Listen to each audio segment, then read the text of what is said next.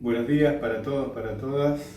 En el marco de las actividades que estamos realizando desde el programa Malvinas y Atlántico Sur de la Facultad de Humanidades y Artes de la Universidad Nacional de Rosario y del ICIT, Investigaciones Sociohistóricas Regionales del CCT Rosario CONICET, esta mañana vamos a entrevistar aquí en la Facultad de Humanidades y Artes al veterano de Guerra de Malvinas, Alejandro Moreira. Muchas gracias por su atención y que disfruten de la entrevista. Buenos días, Alejandro. Buen día.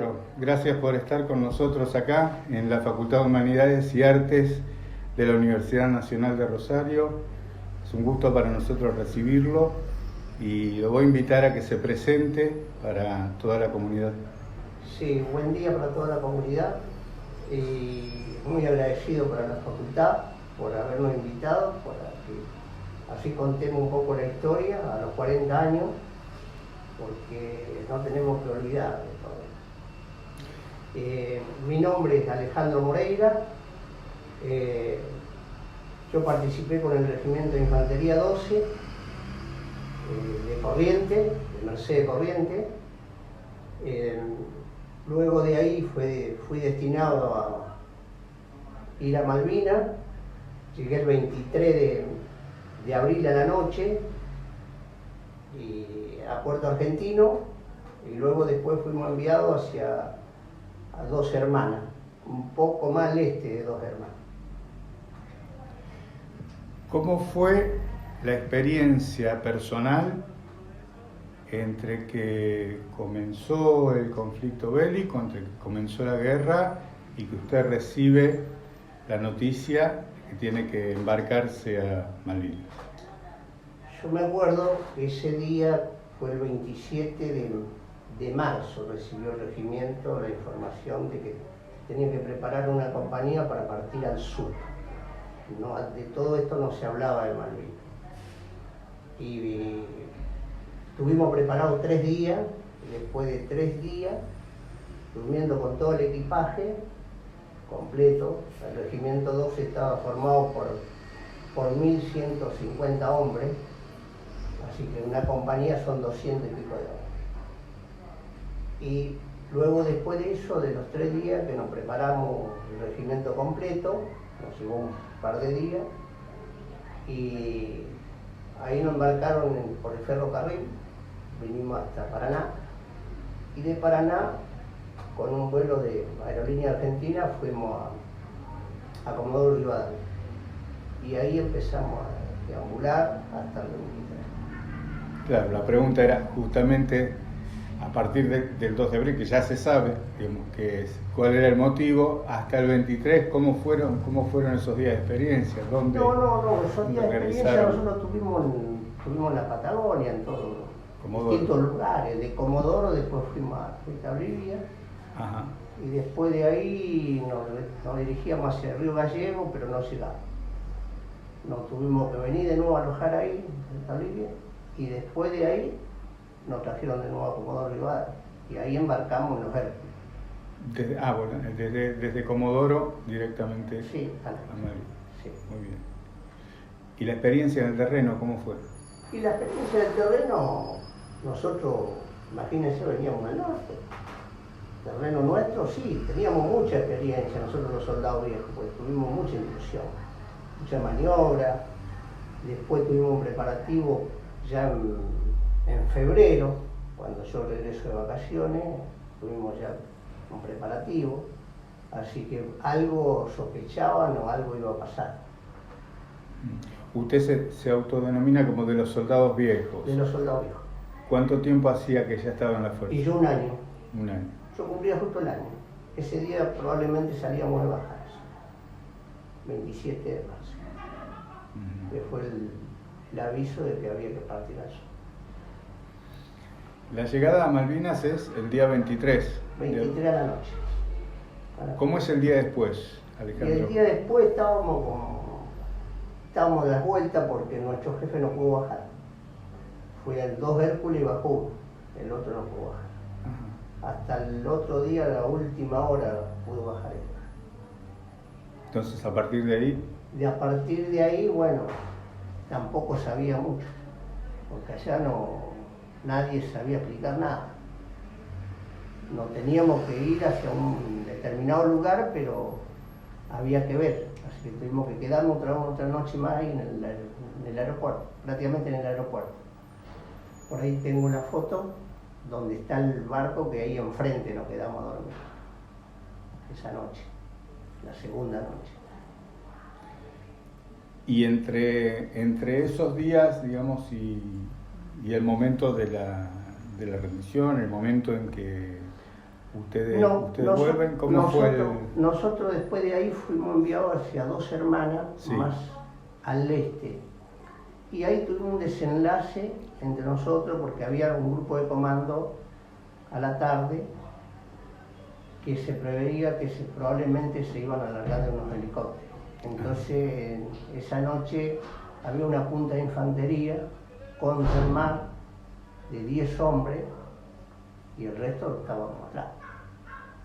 Y el desenlace pasa donde yo estoy, porque allá no se escucha, no se ve, las noches muy oscuro, llovizna, y bueno, le dio el alto y no acataron y le tiró igual, por más que sea tropa nuestra, tiran igual.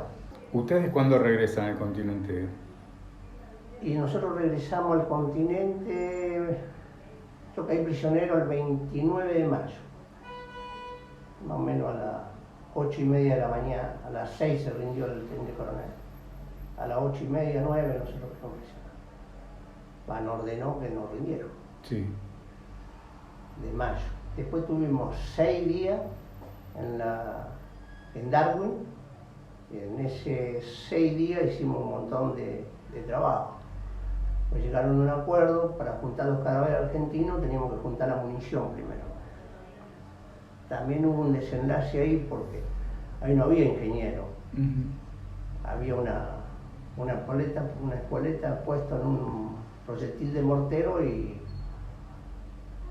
a través de lo que estaban acarreando los cajones hubo 4 muertos, 4 heridos graves y 4 heridos leves, de 16 que salieron a hacer el trabajo. Yo no salí ese día, a la tarde.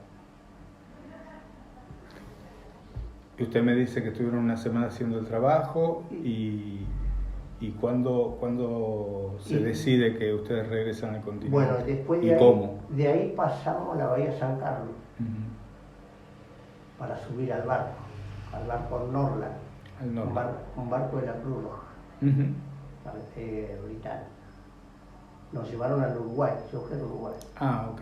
Sí, y de ahí pasé al barco argentino. Y bueno, y a partir del regreso comienza, ¿cierto?, toda otra etapa, ¿no? Una etapa y fue dura, complicada también. Sí, muy complicada, porque yo fui uno de los primeros que me alojé prácticamente acá en Rosario, porque nosotros allá yo soy de Capitán Bermúdez, pero éramos muy poquitos. Entonces buscamos donde éramos más unión y así fuimos trabajando. Fuimos bastante olvidados. El que consiguió trabajo, por ejemplo, hasta septiembre, calculé, de ese año. Supuestamente vos ibas en el distrito militar y te decían que había una ley, pero eso no te mostraban nada. Te decían que vos vayas a pedir trabajo. O ibas, llenabas las planillas, llenabas todo, pero no te llamaban. Ferrocarril, Incotel, Agua y Energía. Las empresas estatales. ¿Y ustedes cuando empiezan a visualizar la necesidad y nosotros de organizarse? De un principio, porque nosotros lo que más nos molestaba era la parte de la gente que quedó afectada, mayormente herida y mal herida. Sabíamos que había gente que estaba internada, no nos dejaban ver tampoco. Íbamos para verlo y no nos dejaban pasar. Estaba en el Campo de Mayo, en Grueso. Eso es inmediatamente después, digamos. Eso después. Nosotros en sí nos juntamos recién en el 83. El 83 fue el primer grupo que se armó acá en Rosario. Y la organización de veteranos en Rosario data de ese momento. De ese momento, sí. Sí, entre el 83 y el 84, porque fue algo leve, nos juntamos. Me acuerdo fuimos al Banco de Londres, a su quilombo, después fuimos al sanatorio. ¿A cuál sanatorio? Al Británico. Al Británico. En Claro. ese momento. Hicieron acto de presencia en diferentes sí, en distintos lugares. lugares que tenían un simbolismo que tenía que ver con Gran Bretaña. Sí. Voy a hacer un salto porque nos quedaríamos conversando todo el día, pero tenemos un tiempo más o menos acordado. Usted, a pesar de todo esto, digamos, de la experiencia en terreno y de las luchas posteriores por los reconocimientos, etcétera, ¿usted siempre sintió, o desde cuándo empezó a sentir necesidad de volver a las islas? No, yo sentí siempre necesidad de volver a la isla, porque yo hice dos cosas en la isla. Uno, que tuve el desenlace ese que le dije, y otro, el tema de yo junté 2 cadáveres argentinos y no los sepultamos en el cementerio, lo amontonamos y lo tapamos con los ponchos plásticos. Entonces yo quería ir a ver dónde estaban, sí, dónde quedaron. Y eran gente que estuvieron conmigo en el regimiento. Y pudo volver a las islas. Y pude volver, pero yo quería volver porque yo quería la isla. Que me llevaran a todos los lugares donde estuve. ¿Y fue posible? Y dentro de todo fue posible. ¿Cuándo volvió, Alejandro? El 14 de diciembre. ¿De qué año? Del 2019. 2019. Después de 37 años. El último contingente del año. ¿Cómo fue ese vuelo? ¿Cómo vivió la previa? ¿Cómo fue volar otra vez hacia las islas? Y bueno, hay de todas sensaciones, ¿no? Uno va a yo por ejemplo iba a cerrar eso. Así que en ese momento cuando bajamos no fue tanto, pero después que nos empezamos a mover, bueno, hay cosas que aflojan. Uno se acuerda. Yo me acordaba todos los lugares, por donde andaba, porque yo pasé con una compañera esta portada, después de que tuvimos el desenlace entre nosotros, pasamos un grupo, una compañera esta portada con los helicópteros. Así que me recorrí y conocí varios lugares en la isla. Muy bien. ¿Fue solo? No, fui con mi señora. Fue con su mujer. Sí. ¿Qué salía en las charlas cuando al final del día quedaban solos y podían rebobinar? Y charlábamos, mirábamos y siempre lo mismo, porque siempre pensamos cómo puede ser que, por ejemplo, nosotros no hizo mucho frío, póngale que haya hecho en esa fecha el más frío 5 grados bajo cero. Y nosotros estábamos en 15, 20 grados bajo cero en esa época. ¿Cómo aguanta un ser humano? Sí, mucho más que frío. Y en la intemperie, sin nada, mojado día y día. Usted trajo algunas fotos. Sí. ¿Y en esas fotos qué ha capturado? ¿Qué ha recuperado? Hay de todo. Por ejemplo, este mástil, esta asta, era del Regimiento de Infantería 12, de la bandera de guerra. Cuando se rinden, queman la bandera y tiran el asta al mar. Y lo rescatan los ingleses. Para ellos un trofeo de guerra.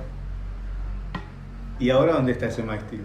Ese mástil está en el Regimiento de Infantería 12, que ahora está el 121 allá, de comunicación. Está este mástil. Lo tiene el voluntario este. ¿Y tiene alguna foto de las islas adentro? De su regreso en 2019. Esto es un lugar donde tuvimos prisioneros. Ellos abandonaron la mayor parte de todo lo que estaba. Todo. Están así, en estado de abandono. Nosotros de noche nos cerraban acá y de día estábamos en calabozo de campaña. calabozos de campaña no están. Este es el puentecito donde se arrimaba para cargarlo con un lanchón que subió para irnos al barco, la bahía San Carlos. Este es el cementerio de los ingleses que está en la bahía San Carlos. También fuimos. Fueron a ver no solamente el cementerio de los argentinos, sino también el cementerio de los ingleses. Sí, porque queríamos ver, porque así no se habla, así no se ve. Este es el barco cuando yo regresé al Uruguay, cuando vamos a ir al barco. Esta foto es del 82, entonces, sí. No es de este regreso. Yo estoy por ahí, fíjese. Sino que es una foto, del barco de la Cruz Roja inglés. Alejandro, y después habrán estado una semana, que es más o menos lo que nos permiten. Sí, 5 días. 5 días. 5 días. ¿Cómo fue el trato con la gente en las islas? Y nosotros no teníamos trato, únicamente con la gente del hotel. Del hotel. Que eran suizos, y el guía que nos venía a buscar, que era un chileno. ¿Fue algún otro veterano con usted? Y ¿En el mismo vuelo? Había ya. Había que se sumaron ahí en Río Gallegos, de Buenos Aires, de Tandil, y habrán sido unos 20 más o menos. ¿Le hizo bien? Sí. Este lugar, por ejemplo, fue en donde se planeó, donde los ingleses hicieron el primer pie para planear la guerra, acá. Le permitieron esta estancia. Ellos vienen a rendir honores todos los 25 de mayo, por lo que hicieron, que le dieron ese lugar. Este es un lugar donde yo estuve, este es Montequén. Estos son los helicópteros que una mañana, por el 16 de mayo, nos prendieron fuego los aviones, los Harrier, de los ingleses nos atacaron y nos quemaron 3 helicópteros. Están los helicópteros en el lugar. ¿Ya? Por eso le digo que yo quería ir a estos lugares. No quería ir así nomás. Es una manera de volver, de constatar que todo eso no fue una pesadilla, que no fue un mal sueño, sino que ocurrió. Y esto es un lugar donde tiene la base ahora los ingleses. Esto está más o menos 75 kilómetros de Puerto Argentino. Alejandro, y hoy, un día o dos antes de que se cumplan los 40 años del 2 de abril, ¿qué necesidades, qué deudas tiene la sociedad con ustedes, los veteranos de Malvinas? Yo quiero explicar un poquito el tema ese, porque en sí a nosotros, si los ciudadanos, yo llamo ciudadanos a todos en general, si no nos hubieran dado una mano, a lo mejor no hubiéramos llegado hasta donde llegamos. Pero no costó mucho, porque el primer momento era como un rechazo que había. Porque, bueno, después fuimos peor, porque decían que éramos loquitos de la guerra, por eso no nos querían dar trabajo, etcétera, etcétera. Pero en sí el pueblo nos acompañó. Cuando el pueblo se dio cuenta que no teníamos nada que ver con la otra gente, entonces ahí no cambió. ¿Quién sería la otra gente? Porque usted hace una distinción que sí, que se escucha mucho, pero en boca suya es otra cosa. En sí, por el tema del de facto que hubo con respecto al tema de los hospitales, todos nos ponían en la misma bolsa. Sí. Exactamente. Sí, en una oportunidad, porque nosotros fue el primero que fuimos a hacer manifestación, fue a Raúl Alfonsín cuando entró. Y él nos pidió perdón, muy poco antes de morir. Que él no había pactado lo que era. Que no teníamos nada que ver absolutamente con esa gente. Interesante eso. Sí. Ahora, como usted dice, el pueblo los acompañó, el pueblo los ayudó, pero todavía quedan algunas cosas que corregir, ¿no? Y quedan por el tema, por ejemplo, mayormente es la salud.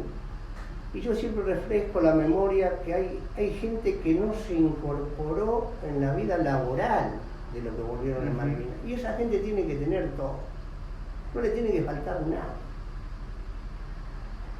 Logramos un poquito cuando estuvo el otro gobierno que le dieron, por ejemplo, los medicamentos gratis. Pero ahora se le borraron todo otra vez. Bueno, o sea que hay reclamos concretos todavía para y sí, ese es uno de los reclamos que hay. Y más, otro reclamo positivo que hay, el tema del olvido de los 8 años y medio. ¿Cómo es eso un poquito? El olvido de los 8 años y medio, porque después, ahí recién nos reconocieron a nosotros. Antes era rechazo, nosotros hacíamos manifestación o... O sea que usted ubica el primer reconocimiento con el gobierno de Menem, digamos. De Menem, sí. Sí. Y tampoco fue un reconocimiento en sí. Nosotros no pedíamos únicamente pedíamos únicamente para la gente que fue lisiada, que le faltaba esto, le faltaba lo otro. Y bueno, el Menem nos dio para todo. Y con el tiempo, digamos, ese reconocimiento que usted ubica como un inicio allí, creo que fueron ganando un poquito más de espacio. Sí, fuimos ganando bastante más espacio, buscando la forma y bueno, nos compusieron. Por ejemplo, Néstor Kirchner nos compuso, nos dio una ley más, nos dio el tema del PAMI, por ejemplo, tenemos la 291, que eso es por cualquier cosa de emergencia que haya por cualquier compañero. Si tenía que haber un traslado a Buenos Aires, se llevaba a Buenos Aires, y hoy eso no está. También lo sacaron. Por eso fue el otro día que fueron a manifestarse en Buenos Aires, en el PAN. Porque es una ley que lo dieron hace bastante. Alejandro, ¿alguna palabra más? ¿Algún mensaje que quiera dejarle a los estudiantes universitarios, a los investigadores, becarios del CONICET, a los jóvenes? Y yo a los jóvenes siempre les digo, voy a dar charla en la escuela, por ejemplo, con respecto al tema, la guerra no es fácil. Esto tenemos que tratar de recuperar diplomáticamente, porque la guerra se pierde siempre. Por más que se gana, se pierde siempre. Y una cosa en vano.